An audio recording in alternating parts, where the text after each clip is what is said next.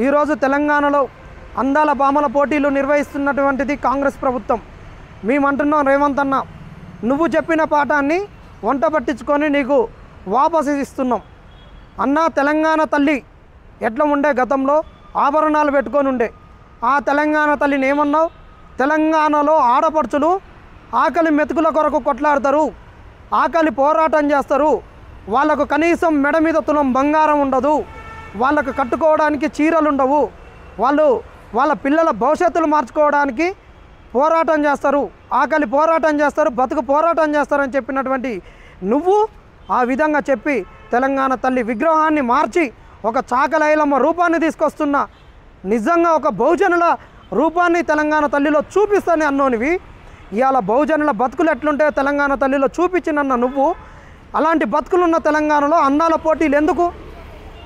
ఇవాళ తెలంగాణ ఆడపడుచులు ఆ విధంగా ఉన్నారా?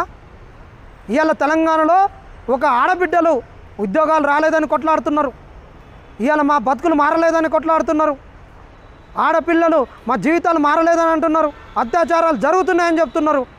ఇలాంటి అందాల పోటీలు పెట్టించి ఈ తెలంగాణలో ఇంకా ఆడవాళ్ళ మీద అత్యాచారాలకు ఏ విధంగా పురిగొల్పుతావు?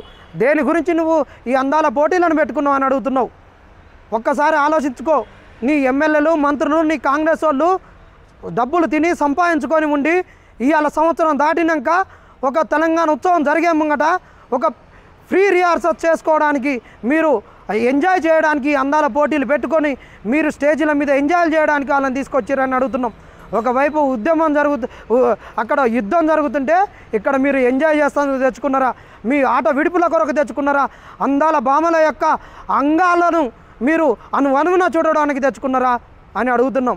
ఎందుకంటే ఇక్కడ ఉన్నటువంటి తెలంగాణ గడ్డ అంటేనే సాయుధ పోరాటం మూలంగా ఉన్నటువంటి విప్లవ సంఘాల వల్లనే ఈరోజు తెలంగాణ వచ్చింది.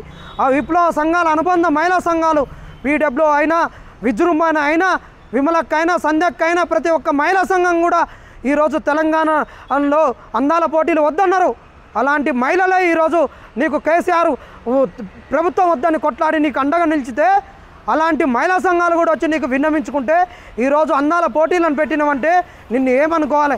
ఈ అందాల పోటీలను అన్ని కాలేజీలలో చూపించమంటుంటామంటే నిన్ను ఏమనుకోవాలి? అది ఉన్నతమైన కులాలకు, బరిదెగింపులు తెరిచిన వాళ్ళకు, వాళ్ళు ఒళ్ళు పలిచి చేసుకునేటటువంటి వాళ్ళకు ఉండాల్సినటువంటి విలాసాల వల్ల వచ్చే అపార్థాలను, ఆ నష్టాలను ఈరోజు నువ్వు కింది కులాలకు, ఒక బడుగు బలహీనులకు, బతుకు తెరువు లేని వాళ్ళకు కూడా అంటగట్టి చేస్తావంటే దీన్ని ఉపేక్షించేది లేదు. అందాల పోటీలను నువ్వు నిర్వహించినందుకు క్షమాపణ చెప్పాలని అడుగుతున్నావు.